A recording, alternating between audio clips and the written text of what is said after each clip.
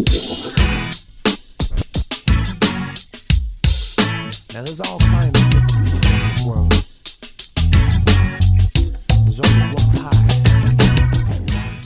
Hey everyone, and welcome to the Team Made Apart podcast, the podcast designed to teach those who work remotely and those who hire them how to work better together. I'm your host, Ryan Rogar. Before we get started, as always, today's show is brought to you by teammadeapart.com. Team Made Apart features articles, tools, and resources designed to teach remote workers and those who hire them how to work better together. A community for owners, managers, leaders, freelancers, contractors, and all variety of remote worker, Team Made Apart is also a terrific resource for companies interested in implementing remote work policies in otherwise co-located environments, or for those planning to build fully distributed organizations from the jump. Listeners of this podcast have an exciting opportunity to get involved in the remote work revolution. In light of current events related to the coronavirus pandemic and a sudden worldwide shift to remote work, we're offering a free remote work best practices guide for leaders who find themselves struggling to create a remote work policy in a pinch. Now, and for the duration of the crisis, visit teammadeapart.com/crisis to not only download your free Team Made Apart Remote Policy Primer, how to write remote work policies that don't suck, but to find other tools and resources to help you weather the storm. Great working relationships make for great remote work experiences, and with this free guide, you'll be better equipped to do your part in creating and maintaining a happy and sustainable remote life. Once again, to take advantage of this collection of useful resources, please visit teammadeapart.com/crisis, that is teammadeapart.com/crisis, to download your free Best Practices Guide. One more thing before we kick off the show. Now, and for the foreseeable future, teammadeapart.com is offering free support and advice to remote workers and remote leaders alike through Team Made Apart Open Office. From noon to 2 p.m. Mountain Time, Monday through Friday, you can visit teammadeapart.com and navigate to the bottom left-hand corner of the page where you'll find a chat icon.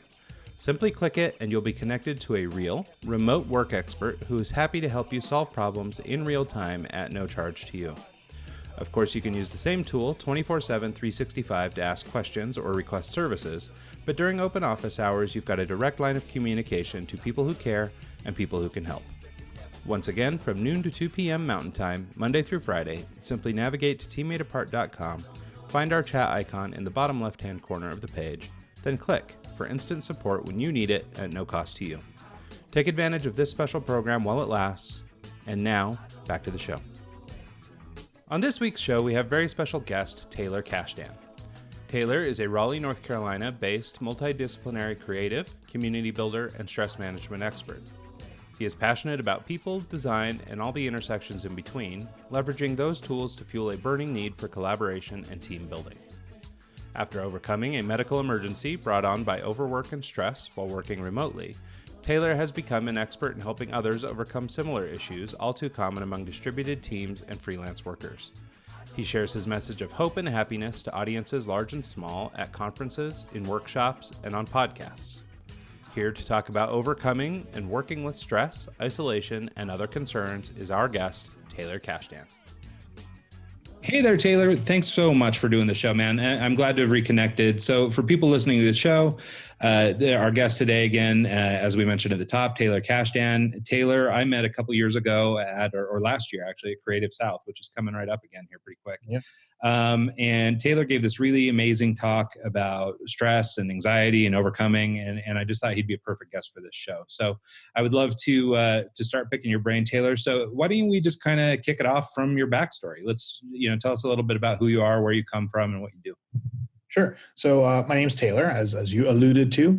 I'm a designer in the traditional sense, in that I'm a creator by nature. So the realm that I play in is a bit of a mixed bag. Professionally, I guess you could say, I work full time for a company called Fidelity Investments. I'm a principal UI or UX designer there. But outside of that, I work on brand projects from a freelance perspective. I did a stint of just full-time freelancing, doing primarily brand and marketing work. And before that, I was in the traditional marketing realm doing what I guess you can categorize as regular graphic design, like the stuff for trade shows and sell sheets, that kind of stuff. So I've been all over the spectrum. So I kind of identify as just a creator in general at this point. That's awesome. Well, yeah. And as I mentioned, one of the reasons that I wanted to have you on is, I met you in the context of a creative convention, and my background as well as an art direction, creative direction. And I'm actually a little disappointed in you that you don't have a black t-shirt on. I felt like we'd have, the total art director club thing going. So I assume it's laundry day and I won't take it personal. Well, I have gray, locally screen printed. All right. I'll take that. As long as you've got some like craft coffee or something going on there too. I just want to make sure that we're checking all the boxes. Oh, I do. Custom mug and everything. Ready to go. All right. Perfect. So, but anyway, so I met you in the context of creative. And one of the things I've found is as I've started to dig into this remote working world, and trying to problem solve and help people through remote work, I'm noticing, and it's pretty surface level. I'm not discovering some great insight, but but there are a ton of similarities between people who work in the creative space and freelancing, and the people who are remote workers or working otherwise detached from their, office. They're working from home or wherever, or in some cases internationally. And so I thought that you would be a terrific guest to talk about some of these struggles because, the things that like isolation and stress and anxiety, things like this, are really common in those fields and, among remote workers themselves and freelancers and all that stuff. And so I wondered, what is your story and like, how did you get into sort of this space where you start working with people on helping to overcome stress and anxiety? Yeah. So I think if we dial back as far as my memory serves, I've always been the kind of person that wanted to be over involved in things, whether that was work or play or just, I say projects, but that doesn't always mean like making stuff for a client. Like that could just be building things or just being spread out from an obligations perspective, right? And I mean that by like socially and personal projects and just general responsibilities, whether it be work or play, school, etc. And I was always the type that would just compact the schedule as much as possible. And I thought a few spokes. One was that it was the way it had to be done, right? It was the way that was supposed to be done because you see all these like quote unquote successful people, that never have a moment of free time kind of thing. Two, I thought it was the only way that I could fulfill myself, right? Whether that be socially or creatively or whatever, that if I had all of these things going at the same time, I'd be able to scratch the itch, and never feel that burnout thing or boredom or that I was getting behind. So I would just fill the plate. And then third, I think it was also out of a desire to be involved, right? So if you spread yourself thin, arguably you're as involved as possible, right? When that's the, I'll use this word loosely, an immature approach, right? To involvement is that when you spread too thin, you start to realize you're not really getting involved. You're just kind of being there.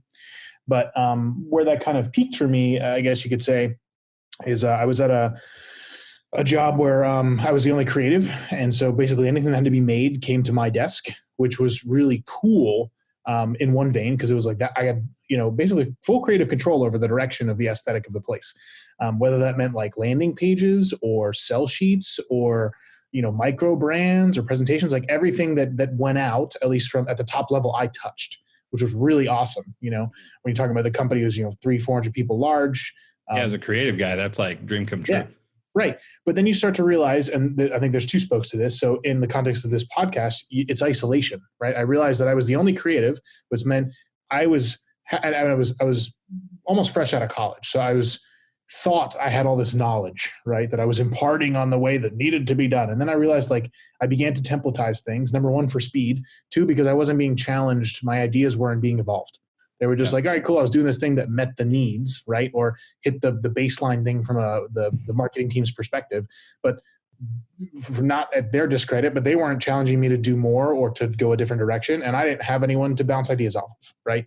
So that isolation vein created this like toxic circle of instead, I wasn't getting that fulfillment from the job. So I went outside of the job to get that, right? So I started doing freelance projects where I would have clients that were involved, or I'd tag team with people. I would get involved with professional organizations, event planning, all that kind of thing, where I could collaborate with others and arguably do some of the similar work I was doing at the day job, but to kind of fill that other side of the need that I realized I wasn't getting. And just craving being more involved directly with creative people in the design sense. There's plenty of creative people out there, but to say like, I needed someone to go move that 5 pixels to the left. not that looks great, Right. and it was hard to get that from where I was. So what that basically created was a perfect storm for a stressful environment, right? So I had my obligations at the day job, which were sometimes a lot and sometimes, minimal depending on the day or the project. But regardless, it took up the bulk of my day. Then afterwards, I'd be trying to scratch the itch, right? And whatever time I had after work to do that on top of like trying to live a healthy lifestyle and make dinner and maintain a social life and take care of the dog and all the other things that come with life. And I woke up one morning, quite literally, drenched in sweat, and my chest was pounding and my head was in, all sorts of knots. And I assumed I just slept bad or had like a bad dream or something. And so I got up, I got showered, I went to get ready for work, and I ultimately just went to the office, right? Because I felt better after, cleaning up, so to speak, and getting ready, figuring this wave of whatever these feelings were past. And by the time I got to the office, most of the symptoms, I guess you can call them, were gone, right? I didn't have the sweat anymore. The headache had kind of subsided, but I still had this like pitter patter in my chest. And the abridged version of this story is I ended up going to the hospital after a few, intermediary steps.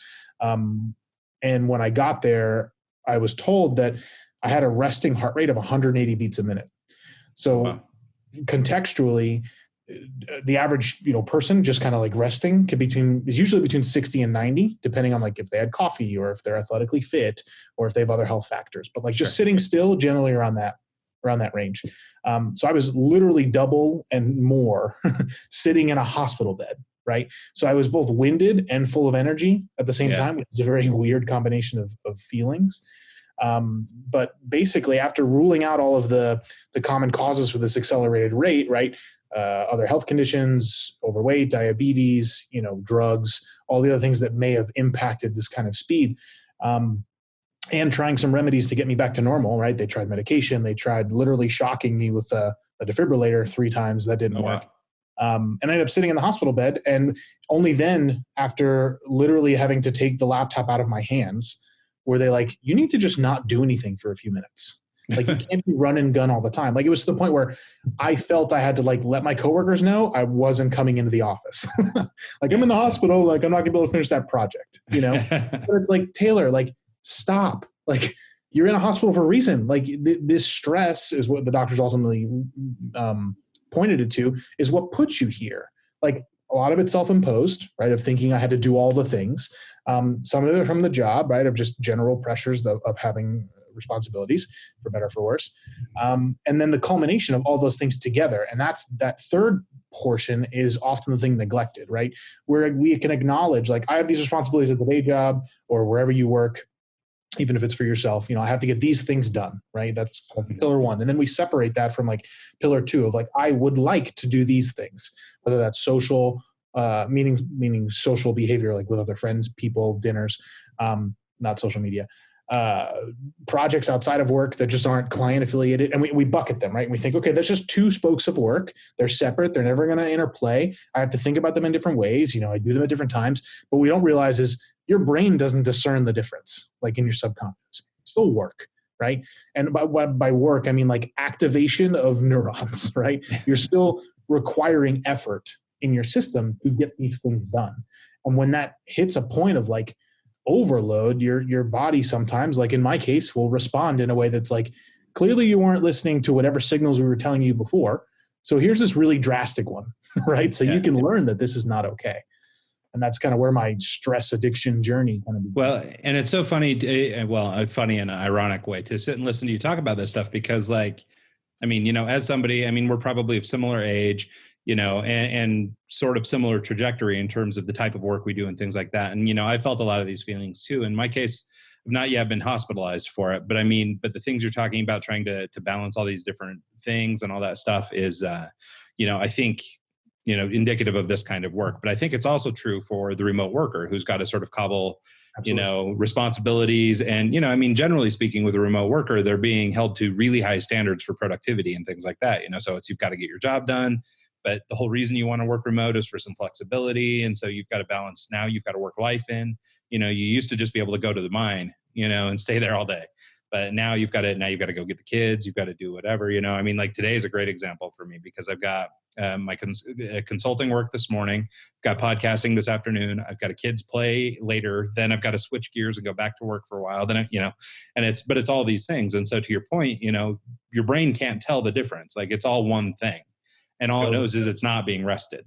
Right. And so one thing I wanted to kind of point out though, and I think it's actually something I read from an article you wrote, but you were talking about sort of, I guess acknowledging or understanding that some of this stress was self-imposed, but I wondered if you had any thoughts about sort of responsibility versus fault. So I think, a lot of us feel like it's, this obligation or whatever, we like to fill this space, right? So we're trying to get as many things on our calendar as we can. And ultimately, yeah, it's our fault. Like we're responsible for it, or I'm messing that up. I'm using them both as the same thing, but, basically the idea is that, we need to take some responsibility or ownership in the case. Sure. But, I don't know. I'll let you explain. Yeah, no, you're right. In that the conflation of the terms is not wrong, but it's also not right. Right. And what I mean by that is responsibility is sometimes evoked by the person, right? And it's sometimes something that's evoked upon you to a certain extent. Like if you think in the context of either a freelancer, a remote worker, or a person who works in an office, like you have responsibilities because you signed up to do that work, right? So at somewhere along the line, you agreed that there'll be some kind of scope of work that you're doing. Now, where, a good manager comes into play is like, are you getting overwhelmed? How much stuff are you being assigned? And then are you a good communicator to say, okay, that was too much, or this was the right amount, or this was not enough work. And that's an entirely different scope of the discussion. But the responsibility portion is twofold in this case. It's responsibilities you do not control that you just have to do because of social contract, and then there's the responsibilities you do control where you've willingly taken on things beyond that. And I think where the fault thing comes into play is more about how the, I guess, idea, concept thing comes to fruition, right? So, and I'll quote a book I read, which I don't often read a lot of books, which is probably not a good thing. I'm a very slow reader, so I prefer the audiobook thing. Yeah. Because it takes me forever to get through a paper thing. But anyway, so there's a book by Mark Manson called The Subtle Art of Not Giving a Fuck. Mm-hmm. And there's one line in this book that just consistently reminds me and helps me respond to scenarios. And it's always like, and I'm paraphrasing, but it says something along the lines of, you may not be responsible for what happened, but you are directly responsible for how you respond. Right. So what I mean by that is in this context, like if a client, we'll take it in a few spokes. So if a client comes to you and goes, we need to move this deadline up immediately, right? Because of XYZ factors, we're going to market sooner, our funding's changing or whatever the case is, you may not be responsible for that change, but you are responsible in how you react. And that could be great, we can match the deadline. Here's the, the new rate, or here's how it changes, or no, or let's find a middle ground or whatever. Like you're responsible for the reaction portion. Yeah. In that realm. Same thing comes down from when you're a remote worker or even an in-house worker. When something comes down the pipe that has to change your scope of work or course of work for the day, for the week, for the month, you may not have a choice sometimes in doing that work or not, but how you respond to it both to your employer or client is one thing, and then how you respond to it within yourself is another. Right. So responding saying, okay, great, I'll get that done. We'll have to reprioritize, or fine, I'll pull a few extra hours, this week, each day to get the thing done. Right. That's the employer side. But the internal side is you can either be angry about the situation, or you can find a way to take something out of it. Right. In that maybe this is a new way to explore capacity, or what you think you can get done. Or you may figure out there's a new way to get another thing done somewhere along those lines. But the idea here is that the fault portion, I think, is an interesting thing, because I think we jump as people, not as creatives, but we jump to find someone to blame for whatever the thing or situation, when oftentimes sometimes it's just part of the gig, but I think the ultimate vein of that is, and this is what leads back into the stress portion, is self-reflection here is what really can move the needle when it comes to that situation coming around next time. You can't always say no. Right. But you can plan better for next time. Right. Yeah. And you can't always say yes, but you can plan better the next time. or even in the moment, having like there's an agile framework piece called retrospectives, where you basically at the end of a sprint, depending on your cadence of work, you have the group comes together and talks about what went well, what didn't go well, what they could fix, if there's any action items, whatever, basically like a venting session, but productive. And what I try to do, like even with myself, is like have micro retrospectives, when project ends or in the middle of projects, to just gauge where I'm at, to make sure either I'm prioritizing right, or that I'm still interested in this, or that I haven't gone beyond scope. Because I think that's the hard part, is like, as creatives, we always want to provide value, right, at some level. Whether that becomes stressful or not is up to the individual. But you also have to make sure you're not, it's going to sound funky, but adding too much, right? Yeah. Or adding not enough, to the point where you're changing what your client, manager, whatever gets out of the situation, that may be out of the intent of the thing you're making, or too much to the point where you're shoehorning yourself into creating expectations that don't exist. Yeah. Right. Well, and I think that there's sort of two things that you hit really hard that I think are both great takeaways from that little, tangent that I just took you on, was, this idea of victimhood, right? You mentioned everybody's kind of looking for someone to blame or whatever, but I think, well, victimhood and sort of empowerment are the two things that I'm thinking of. And I like them because they sort of play together, right? I mean, if you're the victim, you're always looking for that person to blame, or always that somebody else. Where if you're empowered, to take control of your situation, again, to your point, you can decide how to react to any given situation. And so I like this idea of, victimhood versus empowerment. And so, of course, none of us want to be a victim. And so that only leaves us with the alternative of being empowered. And I think sometimes, like you mentioned, maybe a job or work or project or whatever gets kind of imposed on you and steers you down a path where maybe now all of a sudden you've taken on more than you can handle, or, bit off more than you could chew. But the fact of the matter that you can kind of control it, and control, even if it's just on a micro level, even if it's just what you can control within yourself, you've always got some control. And I think it's really important to be empowered. And so I think that maybe segues back into your stress discussion a little bit. So, let's maybe kind of circle back to that a little bit.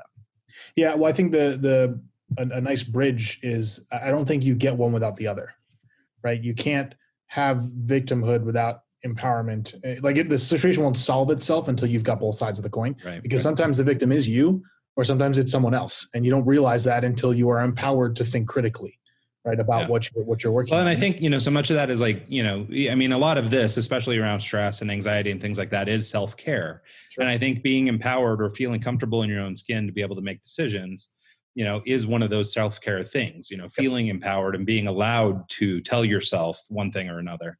And you hit on it directly. It's adjusting and making action on what you can control, right? Because sometimes scenarios are out of your control. Like my stress problem was primarily because I took on too much stuff, right? But then when you get to a point where you've signed yourself up for obligations, and by backing out of those obligations, you're actually doing harm to someone else, right? Whether it be a client or a partner you're working with or an employer, you have to then compartmentalize to a certain extent of like, all right, well, what can I get done to get me to the next thing? It's like people say, like, if you don't like going to the gym, just start by putting your gym clothes on.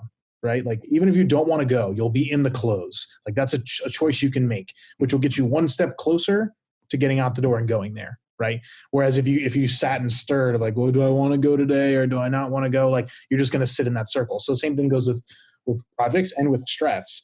If you're feeling overwhelmed, right, what I like to do is I like to kind of make a list of the obligations I have. I'm a very like visual, like tracking, like pen and paper kind of person. So I like to see the big list of things as granular as I can get them, and then start grouping stuff. Like, okay, I can get this done before XYZ time, right? Or these things are related, or I need to do this one before the other one, even though this other thing is looming and feels more daunting and is scary, right? And I know I need to tackle this thing, but I can get these other things done first so I can get on a roll of like checking off to-do list items. Mm-hmm. Now, where that gets dangerous in my particular case is I started to like, I got addicted to that task list. I felt if I could, number one, fill it up with things I can control, that meant even if I couldn't control the stress, which I could by not overextending myself, I could control the things I was writing down, right? Which then meant I would never stop adding to this to-do list, which meant I was putting off the thing that was stressful that needed to get finished or solved or talked about in lieu of other things, right? So a never-ending to-do list, right? Or that I was tracking and maintaining things that didn't need that granularity. So I was stressing myself out by doing too much minutia, right? And then I would continually feel that if I can control the to-do list, then I'll control the stress. But they're two independent things, right? With respect to how you address them. They're interrelated in that the to-do list becomes a stressful thing, right? And the stress then becomes sort of self-perpetuating. Yeah, exactly. But where you cannot literally control the level of stress in your brain, you can control the things that contribute to it increasing or decreasing to an extent. I know we've been talking about even before the call about, there's when you work by yourself or remote, there's often when do you start, when do you stop, kind of thing. There's not really a clock in, clock out mindset like you have in some office spaces where like people start to leave around 5, 6 o'clock, whatever it is, or they arrive at 8, 9 o'clock in the morning. So everyone kind of has a similar schedule. Like when you're working from home, like you open the computer, you go until either you don't feel like it anymore, or if you're very disciplined, you're able to have that segmented stuff. But also to your other point about scheduling, when you've got other life things going on, there's a sense of sometimes guilt or anxiety of like, well, I took 4 hours to do this personal thing today, which means I need to come home and work 4 hours to replace that time. Yeah. Right. And we have to remember that like the path to success, quote unquote, and this is going to get very like high level and silly, but the path to success is not with hard work exclusively, right? Rest, relaxation, and reflection are very important pieces of that puzzle, because if you don't allow your brain to relax, right, or to process information and constantly in go mode, number one, it's bad for the literal organ, right? Because you're just running and your body's moving at 100% all the time. Yeah. But you're really not giving your subconscious a chance to do any critical thinking. I call them poop thoughts, but like when you're sitting on the toilet and that random idea comes to mind, it's because you're not in front of a computer, you're not distracting yourself. Yeah. Like your brain has a chance to wander. And that's where like the true, quote unquote, creative stuff comes from, is when you have a chance to kind of step back, rethink the solution, rethink the problem, rethink your approach. And sometimes that's, I was on the right track, I can keep going. But that's validation. That's great. And sometimes it's like, oh, I didn't really think about this other thing. I should try that, as opposed to the running gun, like, oh, submit it. Tuesday's coming along. I move on to the next project. If you can bake in time to reflect, to rest, not only for your project work, but like personally, you'll be better off in the long run anyway. Yeah. Well, it's true. I mean, it's like really everything in life, it's all about balance. It's about finding some sort of in between. It can't be all work, no play. It can't be, all personal time and no work time, or no hard work, And so I think it's really important to sort of look at both sides of those coins. And even as you talk about sort of your experience, I mean, I'm sure now playing back this experience that drove you to the hospital, like you can go and look at all these things and go, okay, I get it. I had 3,500 things on my list. It was always rotating. It never got done. Or when it got done, it was just time to write the new list. I mean, you can probably go back and sort of self-diagnose it a little better now with some, retrospect. But it's clear that it was sort of a shifted balance, right? It was all work, no self. And that's the funny part. Like some of that self stuff is hard to determine, because you think like as a creative, we not only create for fun, but we create for work. Mm-hmm. So, but like we were talking about earlier, your brain doesn't draw the line in between that. I wasn't prioritizing the rest portion. And the weird part is that whether I was making for fun or making for work, the output was always seemingly productivity, right? I was making progress on whatever it was I was going off of. So my conscious self was like, oh, cool, I'm being productive. Like, this is great. Even if I'm tired, I'm productive. Yeah. But like we were talking about earlier, your brain doesn't separate the two types of work. So you're running yourself ragged. Yeah, well, and I don't know if it's the same in your experience. Most of my background is in like advertising agency type world, and in ad land, like it's almost kind of a badge of honor to be the guy that worked overnight, or to be the one who stayed late, or to be the one that got something incredible done in no time. Or, I mean, that's kind of like a status symbol among other creatives. And I mean, it's clearly not a healthy thing, but it's funny. Like I'm consulting with an advertising agency, and I go into their like break room, and now everybody, of course has snacks and all kinds of stuff going on. Right. Well, like 2/3 of the snacks are like caffeine infused energy bar, blah, blah, blah, blah, and it's like, it's all reinforcing this, stereotype that you must work all night to be effective. And, and I imagine this happens at least to some extent in remote work world, as well, where, you've got deadlines, you've got stuff to accomplish, now I don't know. I guess you're really only doing it for yourself in terms of, if you kill yourself and work all night, like they're just going to see that you got work done. Like they're not actually going to, seeing you when they left and see you in the morning when they get back to the agency. But, but still, I think you could easily slip into this cycle of trying to kind of kill yourself to work too much. Yeah, I think that's there. I think you identify the two spokes perfectly. There's the perception of speed, right? Of like, if we were working on the same thing, right, or the same project, and I spent literally 20 hours on it, I mean, I would hope that I would progress further than if you spent 8 hours on it. Right? Let's assume same skill level, same capabilities, et cetera. But what that does is set bad precedent when we go back to, number one, a project management standpoint, two, requirement standpoint, three, capability standpoint, right? That 20-hour stream of work is not a sustainable way to do work, right? So to be able to budget for projects, that's a very toxic thing to be like, oh, if we do 40 hours, we'd be good. And that's like thinking in the context of a week, but that for someone may mean 2 days, right? And that's a dangerous trap to fall in. But the other spoke too is like what we're talking about the turning off portion. Like if you're able to allow time for that critical thinking, you can get more done. You can get work done better. And what's interesting is it is a badge of honor. We've got this toxic hustle like mantra that just sits around. And the irony and part of my talk is I think creatives are often definitely a piece of that puzzle of blame. And what I mean by that is like, well, we're able to talk about this today, right? Over a call with on a podcast, and there will be people listening to this going, oh, that sounds like me, and da da da da. And then they'll go to their job the next day and they'll create a social media image or cut a piece of footage that's talking about the crap we're talking about. Yeah. Right. I mean, you could pull up on Instagram or even YouTube like all this productivity shit, how to hack your time, how to do more with less, work until they, see it come out. Like all that shit is so bad. Yeah. Well, and it's I mean, the whole like attitude is just, poisonous. I mean, it's toxic to the whole environment, I mean, it really affects workers negatively. So let's circle back then to your story. So you're sitting in the hospital. They've told you, man, you're stressing out too much. I mean, where do you go from there? How do you start fixing this situation? Yeah. So if we think about the monitors I was on, right? I was attached to what's called an electrocardiogram, or EKG for short, which basically measures the electrical signals in your body. And it was very weird because when I was sitting in the hospital, that after they did the shock thing and they did the medication and the heart rate wouldn't slow down. And as I mentioned before, like I was at the point of like having to email my boss, or my coworkers, or hey, I'm not going to be in. When they took the laptop away from me, right, and they took my phone, and we're like, we need you to just chill, like stop.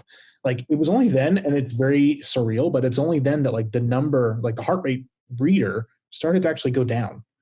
And then I was like, that's funny. Maybe it's because I'm just literally not doing anything. Like maybe it's because I'm actual relaxing. And then it was like, bing, light bulb.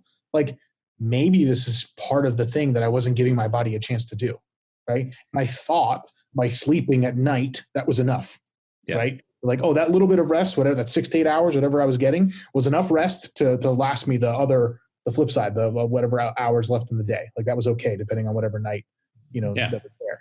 And that was kind of the wake-up call of like, maybe I'm not doing enough of this. Maybe I'm doing this wrong, right? And there's study after study that's coming out, I mean, more recently than ever, of like there's a significant productivity drop-off. If you talk about hours per week, once we hit the 45 to 50 range, if you're and I'm going to say regular person meaning not like savant, like Elon Musk-esque like person. A person who works 50 hours a week, give or take, there's a productivity drop off. And I mean like a hard cliff, like not like a gradual decline. Like there's a significant drop in your ability to cognitively think through problems, right? Which is arguably what creatives in general, it's all problem solving. So there's a thing that we've perpetuated, especially with like things like Silicon Valley and the speed of the way all that stuff works, and the hustle and bustle of the freelance life of like having to find the next client to serve the next one because you're waiting on money to come in from another client. You got to pay the bills, and you've got all these other projects launching at once because it was a cool opportunity or dream client comes down the pipe, whatever. There's a real limit to what our bodies can do. And I don't think as a people in general, we've really ever taken that into consideration, because also everyone's experience is different. And instead we doubled down on that and going, oh, well, I might not be able to do 80-hour work weeks, but you can, and therefore you should do that, right? Yeah. Because you can, when realistically, you probably shouldn't, at least not consistently. Right. Well, and I think, there's something to that idea too, that, everybody's different, right? Everybody's got a different level of tolerance and things like that. Your stress wound you in the hospital. My stress might, I don't know, make me overeat, whatever it is, everybody's going to handle their stuff differently. And so it's funny, this idea, sort of the industrial revolution's 40-hour work week and all this kind of stuff. Like, I might be really great for 40 hours and, but maybe you're only good for 30, or maybe so-and-so is good for 50, or, whatever. But like, so there's that hard cliff, but that hard cliff could hit somebody at any time. And so I think it goes back to this idea, again, of self-help and sort of listening to yourself, having some, idea how to work your body. And I think that's where, sort of the beauty of remote work is that it can be very flexible. If you need a nap during the afternoon, you can probably work that out. Right. Things like that. So I think that, listening to yourself, listening to your body, and having some kind of understanding of you as a human being, and then trying to build work around that, I think is a great way to leverage remote work to maybe reduce some of the stress. Absolutely. And I think you're right. It comes down to planning to a certain extent. And that becomes hard when you think about billing, right? Because I think when we talk about, even at a company like I'm at, like we build to projects, right? So we can track time and productivity and whatever. But I think if we can, as a creative people, we can separate the idea of billing with the monetary aspect of billing and think of like the time of work, not the time it takes to do the thing. Like, to give more context, if we're talking about the time it takes to work on a project, right? And you're like, I have basically this week to get this project done, right? And I know it's going to exert me this much effort, and I'm going to charge whatever I'm going to charge. Like, let's take that out of the puzzle, right? But I know personally that if I work for more than, I'm just giving an example, for 3 hours at a time, I start to like drift off and I go on to, looking at inspiration, or I'm doodling, or I hit a cliff, right? If you know yourself and you know your waves of productivity, and especially if you're a freelancer, work that into your workflow, right? Because you have full control over your schedule. That's a little different for folks that are in an office, right? Where you're sometimes either, you can't work for 1 hour, mess around for 2 hours. Like, it just doesn't work like that, because you've got people kind of watching, and depending on the workplace, of course. And I don't want to imply that, some are more flexible than others, but the idea there is that if you have control over your schedule, leverage what works for you. Yeah. And that goes tenfold for like working hours. Like, when I was doing my freelance, like full-time freelancing, I would reserve a few days a week for like regular business hours. And I would try to schedule all the meetings then, so I wasn't subjecting my clients to like my weird hours. But I know personally that I get like a second wind around 10:30, 11 o'clock. And if I don't go to bed, I'm up all night. Right. Yeah. And oftentimes, like, that's quiet time. Like, nobody's disturbing me. Emails aren't coming in. Slack messages aren't pinging. So it was a good time for me to either explore something new or get some quality, solid few hours of work in. So when I was freelancing, I was able to go, okay, I know that I'm just going to make up a day. Thursdays and Fridays, is when people want to have meetings and talk during the day. So those are going to be my regular office hour days. But on Mondays and Tuesdays, I'm going to, sleep in, right? So then I'm going to start my day later.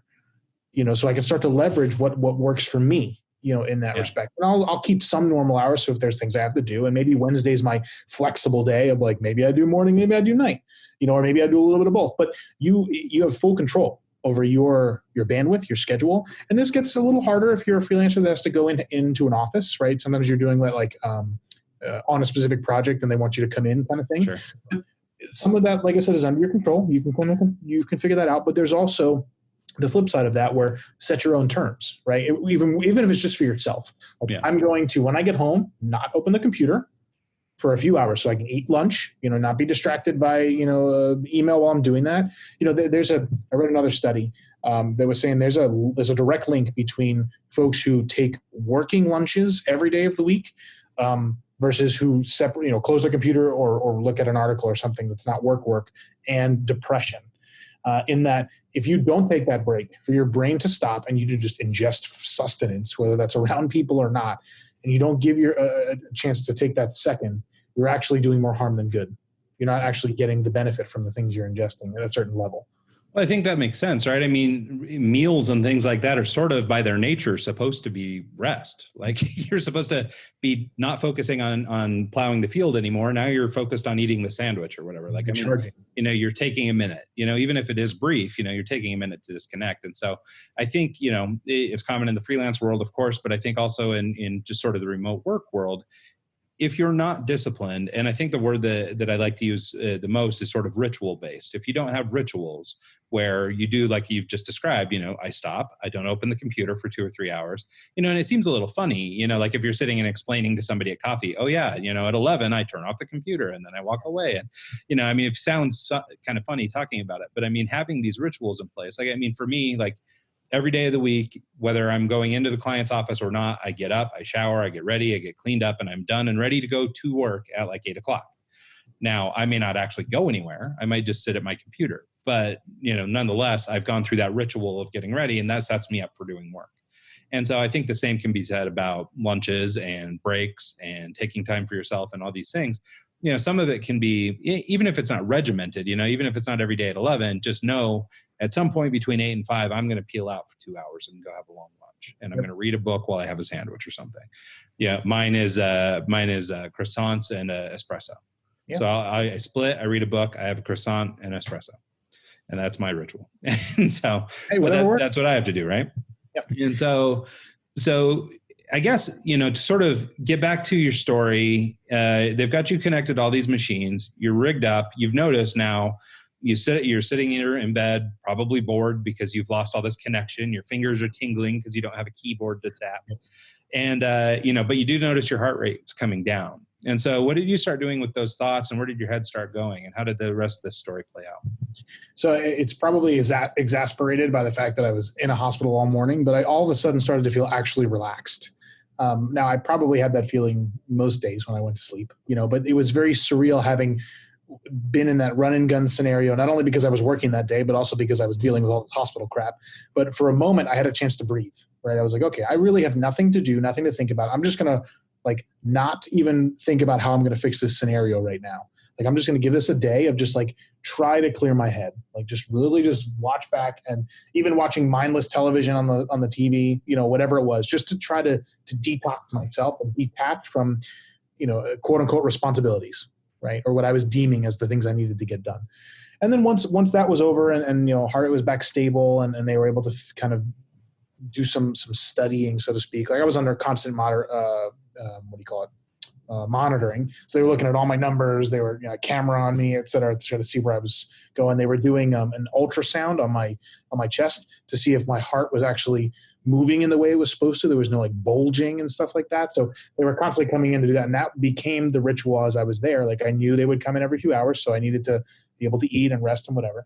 And when I got home, I felt myself going, all right, I got to get back to work, got to start on that thing. And then I was like, wait. That's what got me here in the first place, right? I need to take a second. I need to start stripping out some of the stuff that's going on.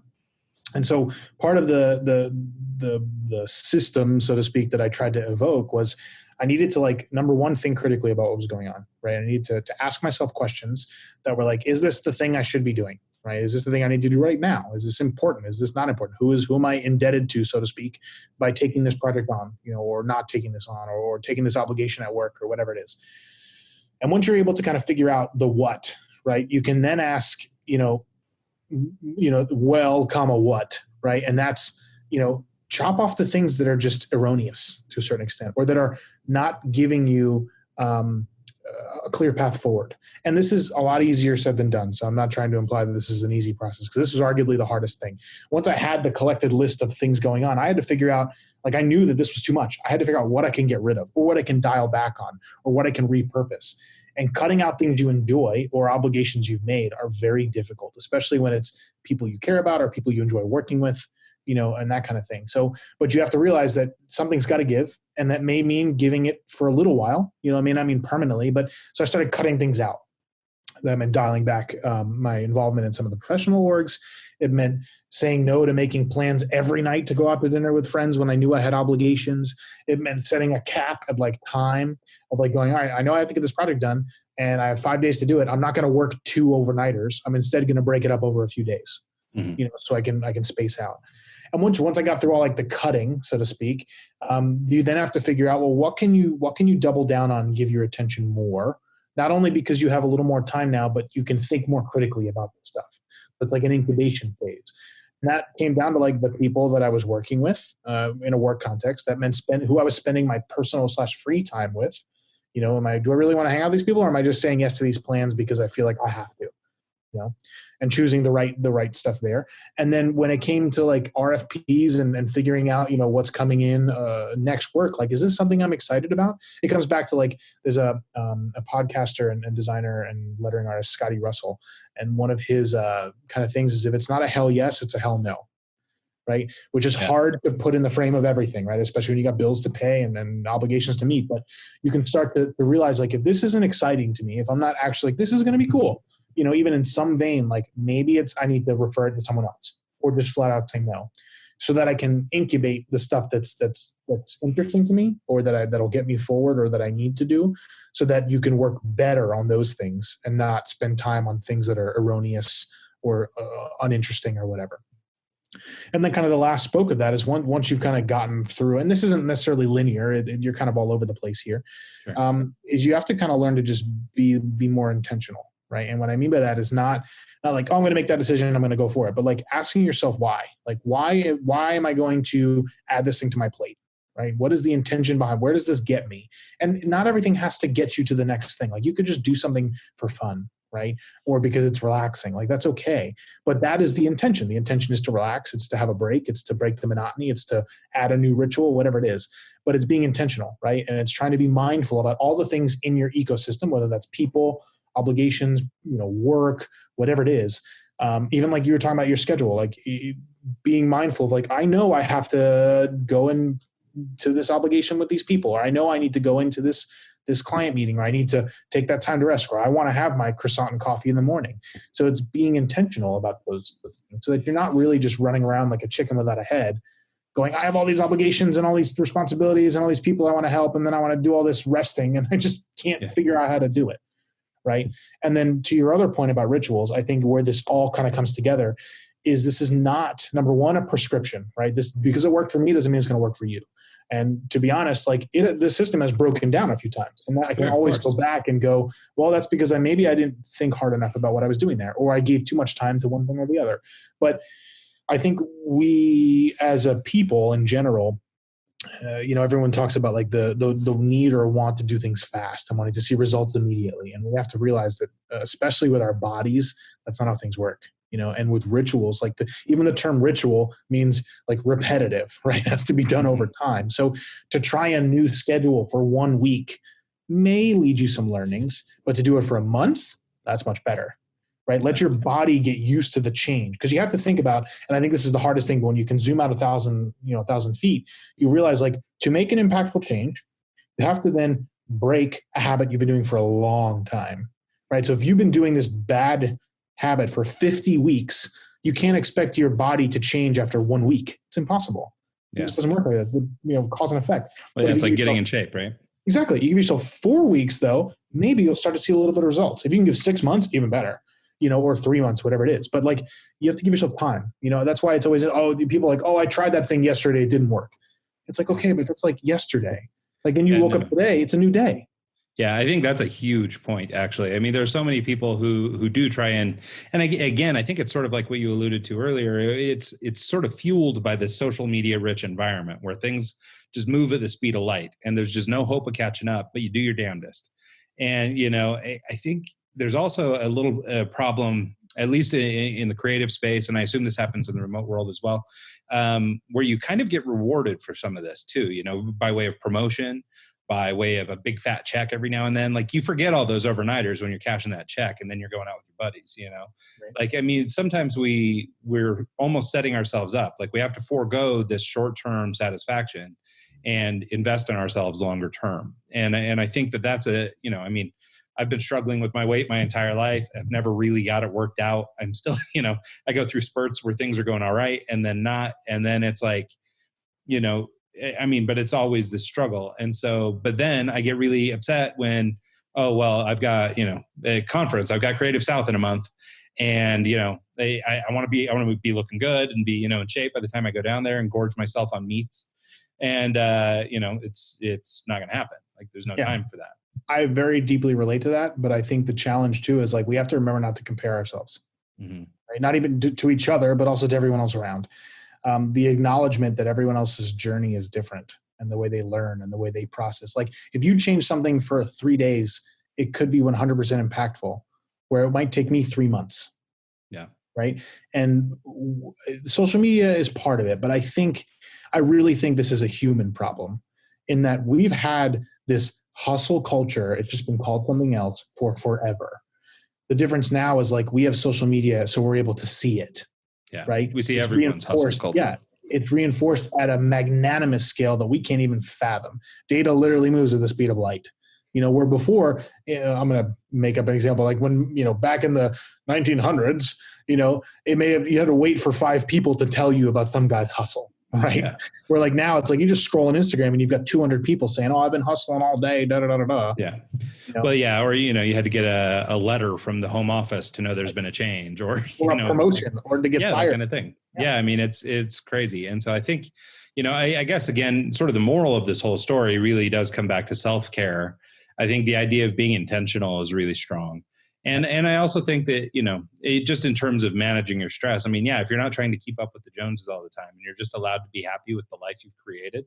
And if you're not happy, go ahead and work on aspects of it and try and solve problems versus just going, oh, well, that 17-year-old chick has a yacht and I don't. Because I saw her on Instagram and I'm going to get into my beater V-dub or something to drive to work. It's like, it can be really difficult for, I think, some people more than others, but I mean, it's really difficult to immerse yourself in that kind of thing, viewing it in Instagram or wherever, and then, get back into your crappy car.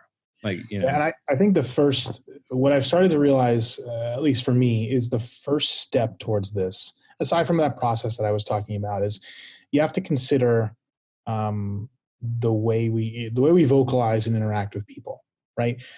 I started to realize that when people are always like, how you doing, man? I'm like, oh, I'm just busy. I'm just busy doing stuff, hustling through, whatever bullshit phrase that you put in. And you realize that number one, the conversation always stops there, right? So no connection between people. What the hell does busy actually mean? Am I doing things that matter or am I just checking off little micro to-do list items that don't really do anything, right? So what it started to make me realize is kind of 2 things. Number one, when people started to ask me that, I would tell them what I'm working on. Like, hey, I'm working on this cool project. Do you want to see it?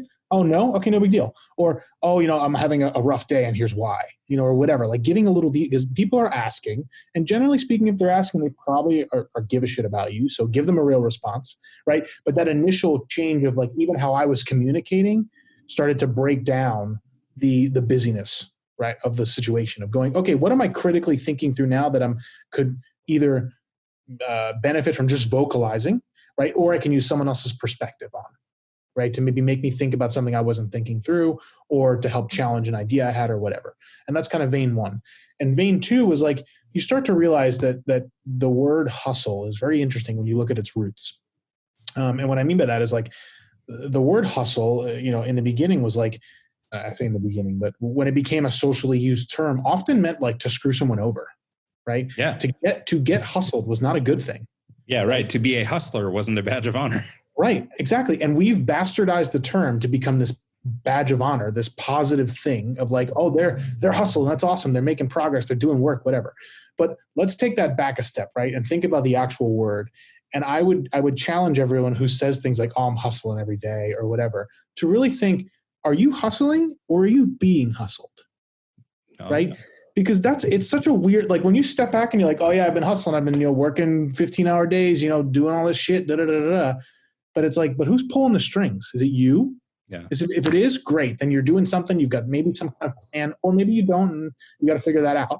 But if someone's pulling those strings and you're putting in, 10x the effort that someone else is, or that perceptually is coming down the pipe, are you the one that's being hustled there? Right. And maybe that's a you thing. Like you've set the bar at like, I can do 80-hour work weeks. And therefore the company or person or client is like, okay, well, that's what you want to do. Let's do it. right? Yeah. And you've set that expectation, so you can't blame them as much. They're at blame for taking advantage, but that's a different. Yeah, but that goes back to that responsibility part, right? Exactly. Sort of owning what you've decided that you can do. Sure. So, and it's funny, you make a good point about just sort of, I think that your example of, what do you say when you say hi to somebody is sort of indicative of a person's mindset, right? So you're saying, oh, hey, how's it going? I'm hustling. Or I am totally guilty of, for 20 years saying, oh, I'm just busy, just cranking, just busy. And I made a conscious shift in that a few years ago trying to be clever or funny or whatever. But I started saying, I'm better now. So somebody would walk up to me, hey, man, how's it going? Oh, I'm better now. And that would always get a little smile or something, and we'd start talking. Or, I also do one that's, somebody will ask me how it's going, and I'll be like, so good. And it doesn't really matter what's going on, but by framing my day in that way, or framing whatever it is I'm on my way to do in that way, it sort of elevates my attitude about everything, and for people, like we were discussing, who feel isolated and who maybe struggle with some depression, things like that. I mean, little hacks like that to sort of elevate your day just tend to keep you a little bit further out of that muck, keep you a little further away from, getting down on yourself in the evening or whatever. Yep. And, sure. So I think it's really important. Yep. Vocalizing either literally to other people or just out loud is a very relieving form of expression. Mm-hmm. Whether that's I'm having a shitty day or I had a really good day, like either way, getting it literally off the chest, out of the head is a fantastic exercise just to start, right? And if you're not the type that wants to like be sitting at your desk going, man, today sucks, like that's fine. Like I used to journal a lot, and I realized that over time I realized I was only journaling when I was upset, which is really interesting because you go to like read back your thing and it's like, wow, if someone just read this, they'd think like I was in a bad place for like a long time. But then you realize like as humans, we number one tend to remember the negative over the positive. And two, that's often when we're in our most, I'm going to say needy, but I don't mean it in a negative way, in our most needy state. Like we need to do something to solve, right? So what I tried to do is I had the journal, right, that I would write all my shit in. And then in the back, literally on the back page, I started to write like, so let me rewind. On the back page, I put like months down the list. And then in the journal itself was just, I would date an entry and then write. So what I started to do is for every like entry that I would do, I would flip to the back and I'd write like a thing I accomplished that day or that month or that week or anytime. Like for example, when I got to speak at Creative South, as soon as I got home, I wrote it under, April, got to speak at Creative South. Because what it does is like when you're skimming through the journal of your brain or the actual journal, you're flipping through like, damn, all this negative stuff. Like I haven't done anything this year. Like it's been all upsetting. And then you're like, wait a minute, what if I just flip it, right? Let me look at the positive stuff.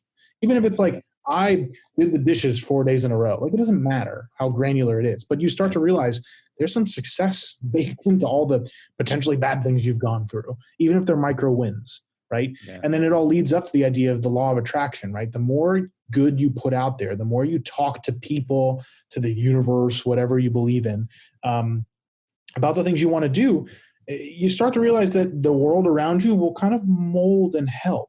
Because like even telling you like, hey, I want to speak at more conferences, right? I want to tell this story to more people. Like that's how we got connected in the first place. Mm-hmm. We would have never been on this podcast today if we hadn't had a conversation at Creative South, or you hadn't seen my talk, or I hadn't been given that opportunity to get on the stage, and then we hadn't emailed back and forth. And all of that is because I started to try to vocalize the things. And so this comes back to our, hey man, how's it going? It's like, good. I'm trying to fix this problem. Right? Or I'm trying to think through a new way to vacuum my floor. Whatever it is, mm-hmm. Let it out into the ether. And you know what? You may not get anything from it, but I can't tell you how many times. Like, and by that I mean someone may not have a solution for you. But there's been plenty of times where I've like been writing an article or something, and I say the words I wrote out loud, and I'm like, that sounds funny. When you read it back, and then you're like, oh wait, there's another thing there. Or all of a sudden your brain picks up on some weird rhyming scheme or another word you didn't think about, or an idea, even when you're sketching. You start to look at things from a different frame when you hear it, you see it, you speak to it. Like the way using your senses to your advantage creates new opportunity. Well, it's true. I think, sort of subconsciously you're creating focus, and creating that focus, I think, is what helps. I mean, like, I'm not a particularly spiritual guy, but as long as I can remember, I've always told people, anytime, like as a freelancer or whatever, we're struggling for work, we're feast and famine, and we're struggling for a new project. I just kind of say it out loud, just sort of put out into the universe that, we're ready for work. We're looking to take on some stuff. And, it may not be tomorrow, but it doesn't take long before things start kind of showing up. And I don't know for sure if it's just attention to detail. Maybe I'm spotting new things. Maybe I, to use your example, maybe I said out loud to somebody, oh yeah, we're looking for some new projects. And maybe they didn't have anything, but they told somebody who told somebody who told somebody, and that person emailed me, and you just never know how it's going to work. And so, I mean, keeping everything to yourself is just not going to end well. Like, you've just got to get it out there. And to your earlier point about like, how's your day going kind of thing, like, you are a product of your own mentality, right? So if you are negative out loud all the time, now given this, depression's a real thing. Like, I don't want to make light of anything like that, but, or isolationism or anything like that. Like, I'm not trying to, I don't want to imply that I'm making light of those kinds of things, but if all you're feeding yourself is toxicity, all you're going to get is toxicity, right? And this is, like I said, outside of the clinical, like, there's real brain chemistry there. But like, if we're talking about today, like, I have had a good day. And before this podcast, I was like, all right, I'm going to get on this podcast and we're going to talk about cool stuff. So immediately I put myself into a brain phase of like, this is going to be a good conversation. Like, I didn't come on being like, fuck, I got to do this other thing today. And then I got to go home and do this. And I didn't come in upset. Right. Yeah. I mean, the energy, if you believe in energies, like we brought to the table, like, was positive on this end, it was positive on your end, and we're here having positive conversation. Yeah. And it's like, you can look at that at a body language perspective. Like, if you're walking down the street and someone gives you a dirty look, you don't know what, if it was intended at you or not, but all of a sudden you're like, fuck that guy. Yeah.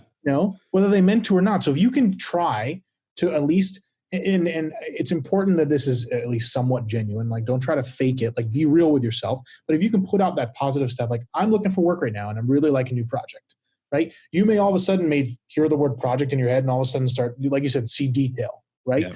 Or someone hears it, and then is like, oh, there's project work. Or you may just get yourself in a better place mentally to be like, all right, and today I'm going to write 2 more pitches.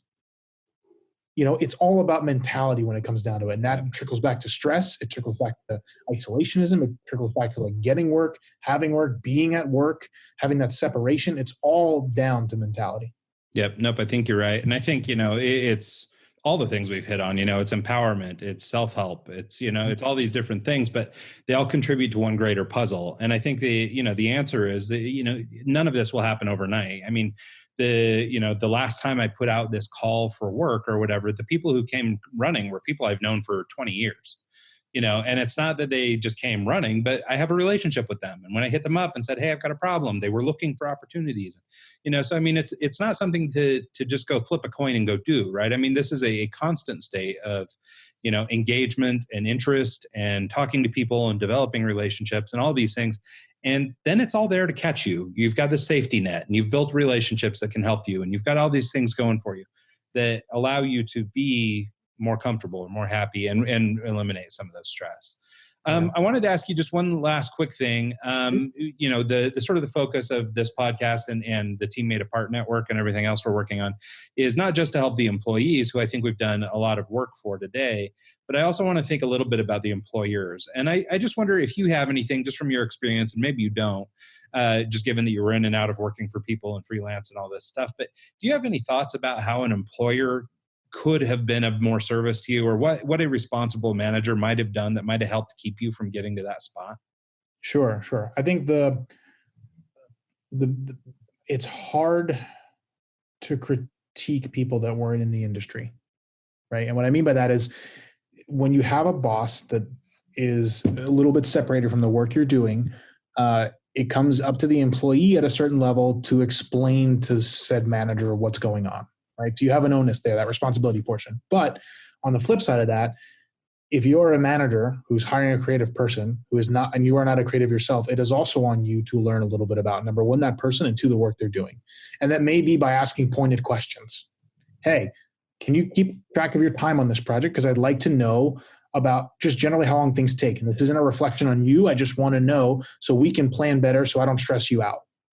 You have to be proactive as an employee and as a manager. I could say that at Fidelity, it's the first time I've had a project manager and a people manager as two separate individuals. Oftentimes it's the same person, or that person doesn't exist at all and you're kind of self-managing, whether that's as a freelancer or as an employee somewhere.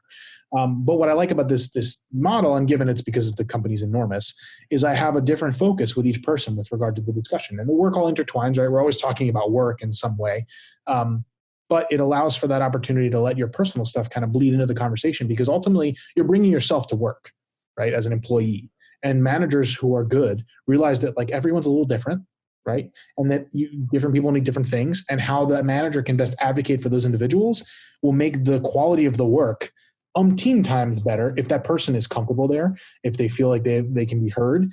And that may not mean like literally their commentary impacting decisions, which would be great, but that's not always the case.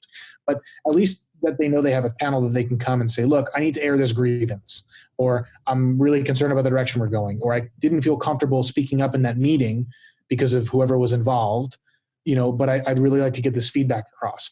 And having that person to go to, i.e. the manager, and that manager creating a safe space for that kind of discussion to occur is essential for not only the project or company's success, but their relationship between the manager and the individual, and then ultimately the individual's performance output as a designer, but also as a person, right? So they don't feel overwhelmed, but then also their work can be better, right? Or they don't spend too much time going off in the wrong direction, whether that's, because they didn't ask the right questions or because the original requirements were blurry, whatever it is. Having a manager that can check in with you regularly and create a culture of openness to a certain extent, I think is essential. And I'm experiencing that most recently in a very new way. And it's been immensely rewarding at, number one, changing my mindset about how I come to work every day, or call in for work or whatever, but also my output. I mean, I'm feeling more heard, more that my decisions and my individual work is fitting into some ecosystem. And that's because they're able to bring back that insight from like the higher ups, so to speak, about where this stuff's playing in.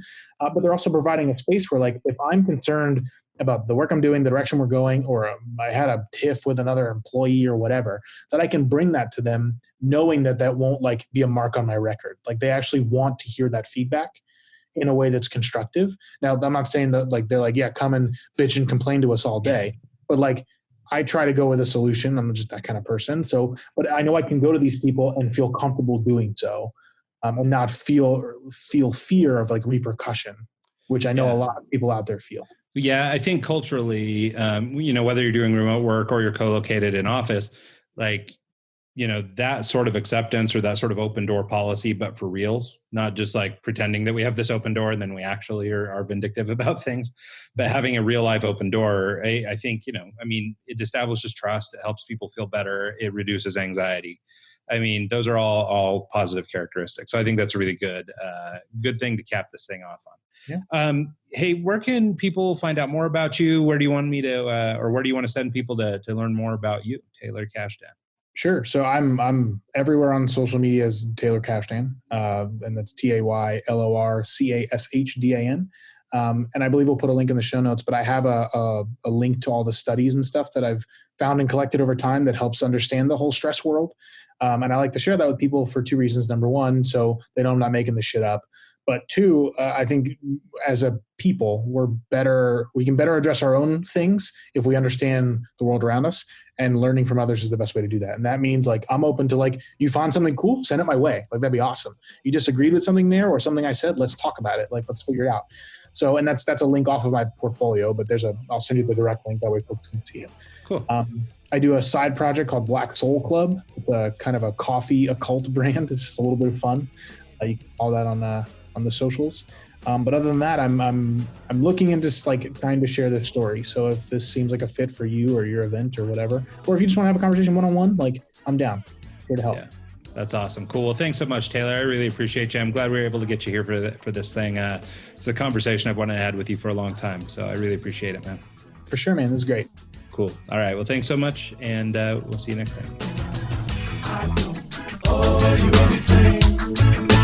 I don't owe you anything.